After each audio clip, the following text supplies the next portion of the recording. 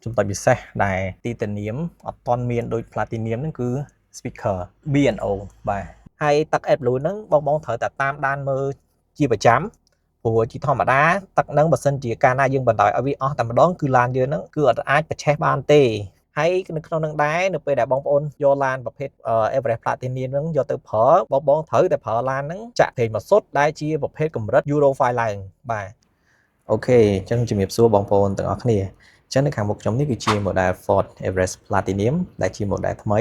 នាំចូលដោយក្រុមហ៊ុន Ford of Cambodia នេះទៅ model នេះគឺថ្មីទាំងស្រុងតែម្ដងមិនមែនដូចជាប្រភេទ Everest Titanium ដែលយើងមានតាំងពីដើមមកហ្នឹងទេសម្រាប់ Ford Everest Platinum នេះដែរក៏មានលក្ខណៈពិសេសជាច្រើនបើយើងប្រៀបធៀបទៅនឹងស៊េរីប្រភេទ Titanium ណាអញ្ចឹងចង់ដឹងថាមានលក្ខណៈពិសេសអ្វីខ្លះហើយតម្លៃប៉ុន្មាននិងមានចំណុចថងណាដែលជាបញ្ហាឬ concern អីនោះទៅទស្សនាជាមួយនឹងខ្ញុំទាំងអស់គ្នា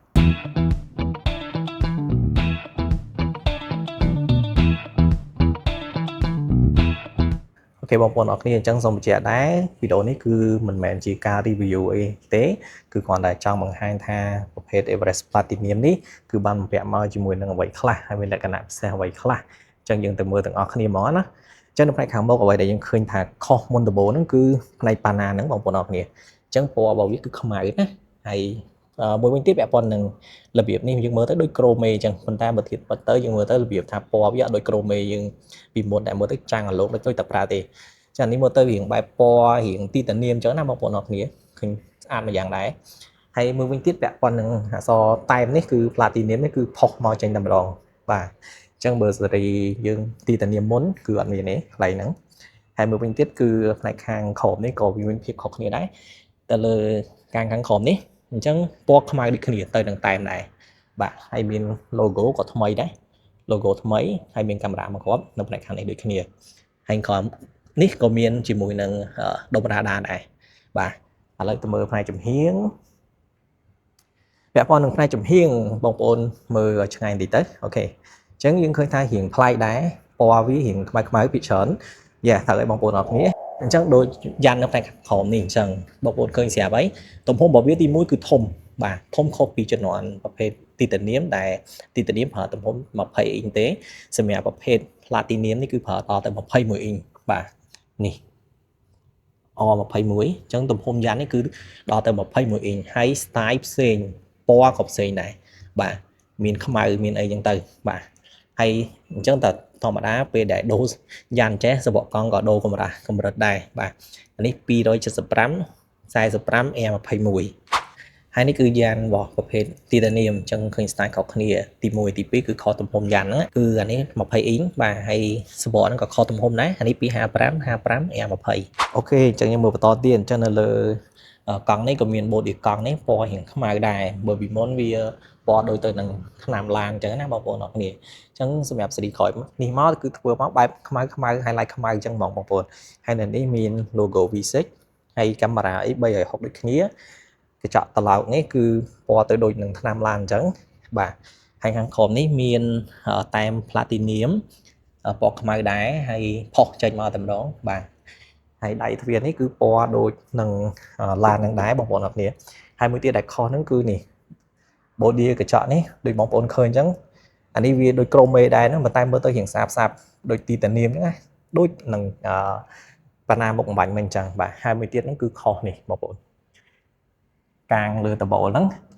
ចានេះគឺគេធ្វើមករៀងធំជាងមុនហើយមានបន្លោះដែលយើងអាចចង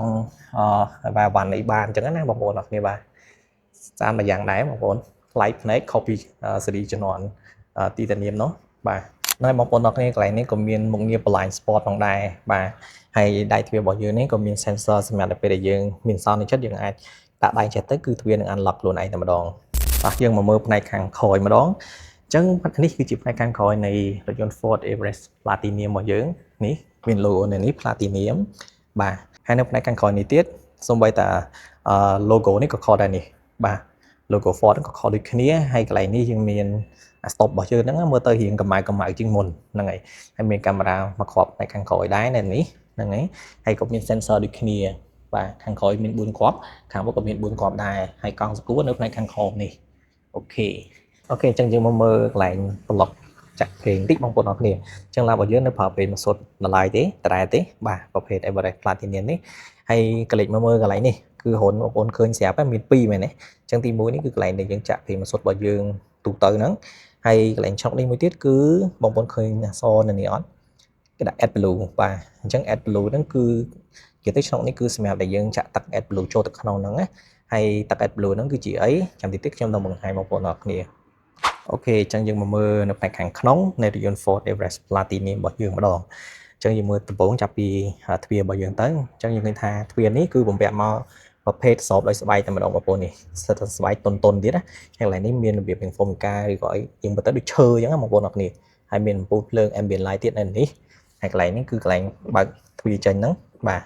ហើយនេះប៊ូតុង unlock lock ទ្វារហើយមាន memory seat ទៀតបងប្អូន1 2 3អាចចាំដល់ទៅ3របៀបបងប្អូនអរគ្នាបាទ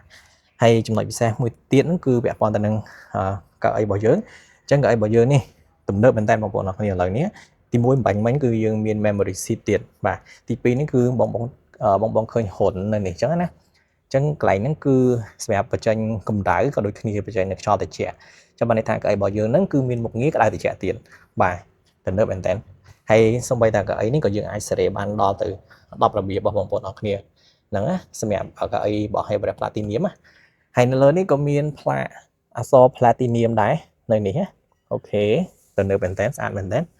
ហើយសម្រាប់នៅផ្នែកខាងក្នុងដូចបងប្អូនឃើញអញ្ចឹងពណ៌វារៀងខ្មៅបាទតាប់ឡូអីនេះកន្លែងនេះជ័រហើយកន្លែងនេះស្បែក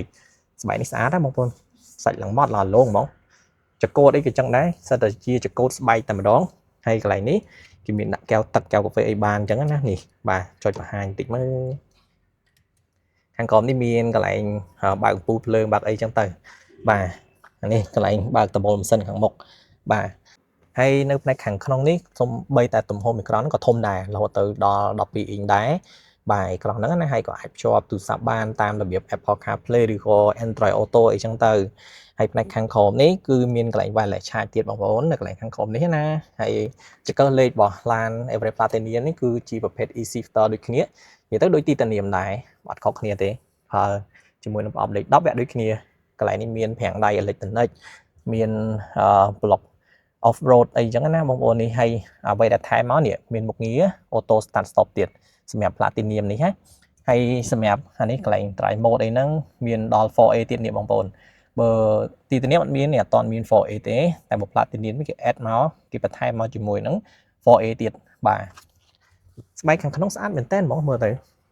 អូខេបងប្អូនអរគ្នាអញ្ចឹងសម្រាប់ចំណុចពិសេសដែល Titanium អត់ទាន់មានដូច Platinum ហ្នឹងគឺ speaker B&O បាទអញ្ចឹងសម្រាប់សេរី Platinum នេះគេសិតតែជា speaker brand លំដាប់ B&O ទៀតបងប្អូនអរគ្នាហើយកន្លែងនេះក៏មាន speaker មួយដែរបើ Titanium អត់ទាន់មាននៅកន្លែងហ្នឹងទេអូខេបងប្អូនអរគ្នាអញ្ចឹងដូចជំរាបបំបញ្ញមិញថាមុខងារឡានរបស់យើងនេះសម្រាប់កៅអីហ្នឹងគឺមានក្តៅត្រជាក់បាទនេះចុចបើចំមកក្តៅមុនហ្មងអញ្ចឹងក៏មានត្រជាក់ដែរនេះបាទចានេះសម្រាប់ខាងខ្ញុំអ្នកបើកហើយខាងនេះក៏មានដែរគេមានដាច់ដល់ឡែកនេះត្រជាក់ក៏មានដូចគ្នាហើយមុខងារក៏អីក្តៅត្រជាក់អីនេះមានទាំងមុខហើយខាងក្រោយក៏មានដែរប៉ុន្តែខាងក្រោយនឹងអត់មានត្រជាក់ទេមានតែមុខងារក្តៅចាំតិចទៀតខ្ញុំទៅបង្ហាញបងប្អូនអរគ្នានៅផ្នែកខាងក្រោយម្ដងហើយមុខងារផ្សេងបងប្អូនអរគ្នាដូចអេក្រង់នេះអីអញ្ចឹងខាងក្នុងនេះវាទំហំធំដូចគ្នាទៅនឹងTitaniumដែរទំហំ210អ៊ីងហើយជាមួយមុខងារផ្សេងលើលើដៃចកោតនឹងមាន cruise control មាន limit speed មានបន្ថយសលេងឡើងសលេងនឹងដូចគ្នាកន្លែង block ខាងនេះគឺសម្រាប់មនុយយើងសេរីនៅលើអេក្រង់នេះមានដូចគ្នាបាទផ្លិតទឹកអូតូអីអំពូលភ្លើងអូតូអីហ្នឹងគឺមានដូចគ្នាទាំងអស់ហើយសម្រាប់នៅផ្នែកអេក្រង់នេះមុខងារដែលយើងចូលទៅមើលមានដូចថា driver assistant អីហ្នឹងក៏មានដូចគ្នាទាំងអស់ដែរនៅក្នុងហ្នឹងគឺដាក់មកមាន auto hold មាន cruise control មាន lane keeping មាន pre collision បាទមាន blind spot មានប្រាំងអូតូអាយ៉ែក្រោយ reverse brake assist អីហ្នឹងមានមុខងារ driver alert អីហ្នឹងគឺ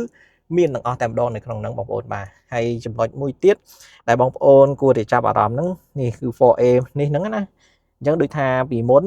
4A ហ្នឹងគឺមានតែនៅលើ Raptor ទេបាទមានសេរី Raptor សេរីអីចឹងណាតែឥឡូវនេះ Platinum ហ្នឹងក៏គេដាក់មកឲ្យដែរ 4A ហ្នឹងគឺវាប្រើប៉ង់ពីស្វ័យប្រវត្តិណានៅពេលណាដែលផ្លូវហ្នឹងវារៀងល្អល់រៀងអីចឹងគឺវានឹងដំណើរការប៉ង់ពីខ្លួនឯងតែម្ដងបាទបងប្អូនអរគ្នាអញ្ចឹងបាញ់មិញដែលខ្ញុំជំរាបបងប្អូនថានៅកន្លែងចាក់សាំងចាក់ប្រេងហ្នឹងណាគឺមាន កន្លែងឆ្នុកដល់ទៅ2គឺទី1កន្លែងយើងចាក់ប្រេងម្សត់ទូទៅរបស់យើងហ្នឹងទី2គឺកន្លែងយើងចាក់ទឹក AdBlue ហើយទឹក AdBlue ហ្នឹងបងអាច control មើលបានដូចធុងសាំងដូចប្រេងសាំងរបស់ប្រេងម្សត់របស់យើងអញ្ចឹងណានេះកុងទ័រខាងនេះគឺកុងទ័រប្រេងម្សត់របស់យើងហ្នឹងណាបងហើយខាងនេះគឺកន្លែងដែលយើងត្រូវមើលជាមួយនឹងទឹក AdBlue របស់យើងដែលមាននៅសល់ក្នុងធុងបាទហើយទឹក AdBlue ហ្នឹងបងត្រូវតែតាមដានមើលជាប្រចាំព្រោះជាធម្មតាទឹកហ្នឹងបើសិនជាកាលណាយើងបណ្ដោយឲ្យវាអស់តែម្ដងគឺឡានយើងហ្នឹងគឺអត់អាចប្រឆេះបានទេបាទគឺវានៅលុតតាមផ្លូវតែម្ដងចំណុចទឹក AdBlue ហ្នឹងគឺសំខាន់បងប្អូនត្រូវតែចាំមើលជាក់ស្ដែងហ្មងកុំឲ្យវាអស់អូខេអញ្ចឹងយើងត្រឡប់មកសំណួរសួរថាតើទឹក AdBlue ហ្នឹងប្រើដើម្បីអីអញ្ចឹងទឹក AdBlue ហ្នឹងបាទជាក់ស្ដែងទៅគឺឡានសម្រាប់ប្រភេទមកសុទ្ធស៊េរីជំនាន់ថ្មីក្រោយៗបងអស់ហ្នឹងការបង្កើតមកគឺគេតម្រូវឲ្យចាក់ទឹក AdBlue ហ្នឹងលាយជាមួយនឹងផ្សែងដែលវាចេញពីម៉ាស៊ីនមកសុទ្ធហ្នឹងណាព្រោះធម្មតាបងប្អូនដឹងហើយផ្សែងចេញពីប្រភេទម៉ាស៊ីនមកសុទ្ធគឺវាចេញមកវាសិតតរបៀបថាផ្សែងពុលណាអញ្ចឹងទឹក AdBlue ហ្នឹងភារកិច្ចរបស់វាគឺចូលទៅបំបត្តិអាផ្សែងពុលហ្នឹងបាទដើម្បីឲ្យចេញមកផ្សែងហ្នឹងគឺអត់សូវជា harmful ណាអត់សូវជាមានគ្រោះថ្នាក់ទៅដល់បរិស្ថានបរិយាកាសយើងដែលរស់នៅជាមួយគ្នាហ្នឹងហើយនៅក្នុងហ្នឹងដែរនៅពេលដែលបងប្អូនយកឡានប្រភេទ Everest Platinum ហ្នឹងយកទៅប្រើបងត្រូវតែប្រើឡានហ្នឹងចាក់ប្រេងម៉ាស៊ុតដែលជាប្រភេទកម្រិត Euro 5 ឡើងបាទអញ្ចឹងនៅស្រុកខ្មែរយើងមានហើយការ៉ាស់ដែលគាត់គត់គង់នៅកម្រិតប្រេងម៉ាស៊ុត Euro 5 ណាបងហើយសួរមួយទៀតថាទឹក AdBlue ហ្នឹងត្រូវងាកចាក់អត់បាទបងប្អូនអរគ្នាសម្រាប់ទឹក AdBlue ហ្នឹងណាទៅពេលដែលបងប្អូនចាក់មកពេញធុងរបស់វាហ្នឹងជាទូទៅបងត្រូវចាក់ម្ដងទៀតនៅក្នុងចន្លោះចាប់ពី8000ទៅ10000គីឡូម្ដងបាទហើយជាទូទៅសម្រាប់ទឹក AdBlue ហ្នឹងដែរណាយើងអាចមើលបាននៅក្នុងកុងទ័រហ្នឹងយើងអាចកំណត់មើលចូលបង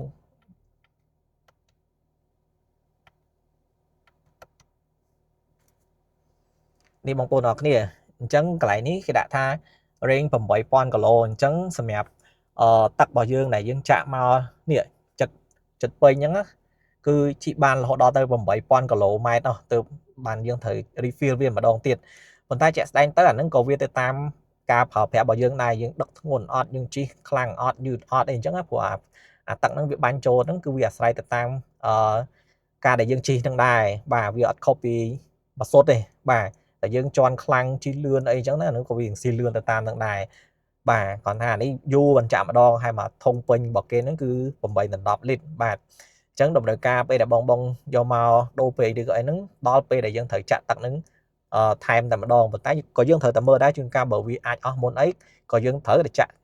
ចូលនឹងដែរបើអញ្ចឹងទេអាចនឹងមានបញ្ហាតាមផ្លូវដោយឡានយើងអត់អាចបញ្ឆេះបានទេហើយពាក់ព័ន្ធចំណុចនឹងដែរឡានប្រភេទ Everest Titanium របស់យើងគឺអត់តមាន តម្រូវការចាក់ទឹក AdBlue នឹងទេអញ្ចឹង Titanium ក៏វាស្រួលមួយយ៉ាងដែរបើសិនជាបងប្អូនពិចារណាទៅលើប្រភេទ Everest Titanium ណាហើយសម្រាប់ផ្នែកខាងលើនេះគេមានកន្លែងបើកដបូលបើកអីហ្នឹងដូចគ្នាទៅនឹងប្រភេទ Titanium ដែរបងប្អូនបាទទៅលើនេះមានភ្លើងមានអីចឹងទៅមានកន្លែងដាក់វ៉ែនតាមានអីចឹងទៅបាទហើយកន្លែងនេះកន្លែងកញ្ចក់អាចបើកបានមើលមុខហែងបានបាទខាងនេះក៏មានដែរអូខេតែយើងទៅមើលផ្នែកខាងក្រោយម្ដងបាទបងប្អូនអរគ្នាអញ្ចឹងឥឡូវនេះគឺយើងមកមើលនៅផ្នែកកៅអីជួរទី2ម្ដងនៃឡាន Ford Everest Platinum របស់យើងហ្នឹងអញ្ចឹងការ design នៅផ្នែកចំហៀងទ្វារហ្នឹងក៏អញ្ចឹងដែរសិតតែស្បែកស្រូបទាំងអស់បាទហើយមានភ្លើង dim នៅនឹងដូចគ្នា ambient light ហ្នឹងបាទស្អាតណាសិតតែស្បែកហ្មងបងប្អូន